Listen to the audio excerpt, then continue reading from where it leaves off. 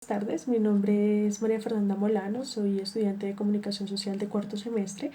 Para el día de hoy tenemos un trabajo de antropología que habla sobre cuál es el significado general que se le otorga a la cultura en el ámbito de la antropología, lo cual pues se resume en una serie de respuestas de unas preguntas que tenemos a continuación. ¿Cuál es el significado general que se le otorga a la cultura en el ámbito de la antropología?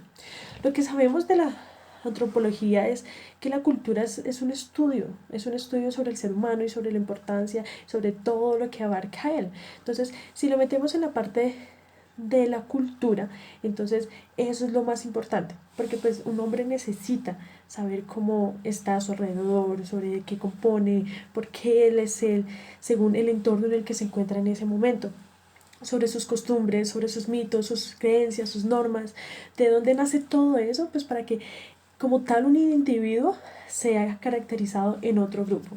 La siguiente pregunta es ¿por qué la cultura es un concepto central para la antropología? Como ya sabemos, la antropología es el estudio del ser humano.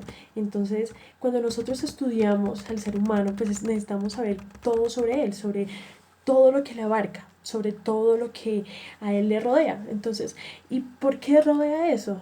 Entonces, la importancia de estudiar esta cosa, de estudiar este enfoque, pues es para saber realmente cómo es el hombre según el entorno en el que se encuentra en ese momento. Entonces, no se hace el estudio solamente de cómo es en ese momento, sino de dónde se vino desarrollando todo eso. La siguiente es cómo se transforma el concepto cultural según los enfoques teóricos de la antropología. Entonces, es muy importante que nosotros no podamos separar lo que es la antropología de la cultura, porque es que realmente si nosotros tenemos en base de que la antropología es el estudio del ser humano, entonces vamos a adquirir que todo el ser humano viene de algo, de dónde y por qué tiene esos mitos y por qué tiene esas creencias. Entonces ya se desembarca en dos perspectivas. Entonces uno lo ve de una forma más visual, de una forma más visual, y otro lo ve sobre sus leyes, sus costumbres, sobre algo más reglamentario. Por la siguiente pregunta, ¿cuál es la diferencia entre cultura y sociedad? Entonces, sociedad es un conjunto de individuos que componen unas costumbres, que componen unos conceptos, un grupo, todo eso.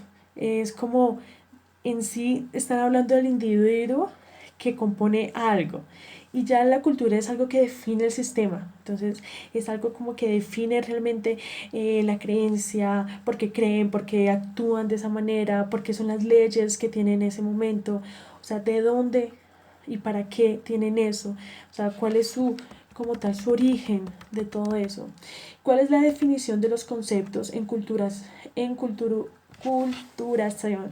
Entonces, ahí es donde nos enseña que realmente todo viene de generación en generación.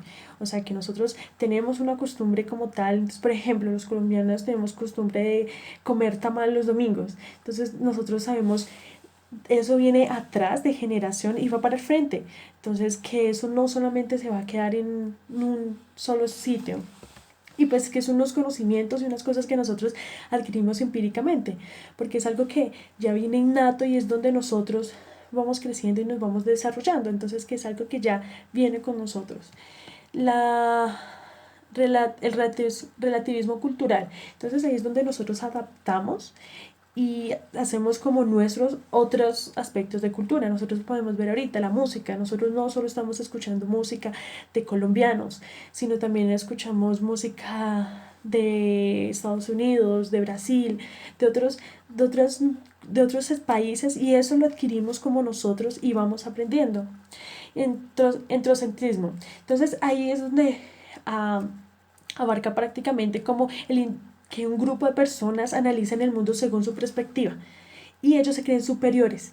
Entonces creen que no hay un grupo mayor como el de ellos. Y el ejemplo más grande que tenemos en la actualidad es, por ejemplo, Donald Trump.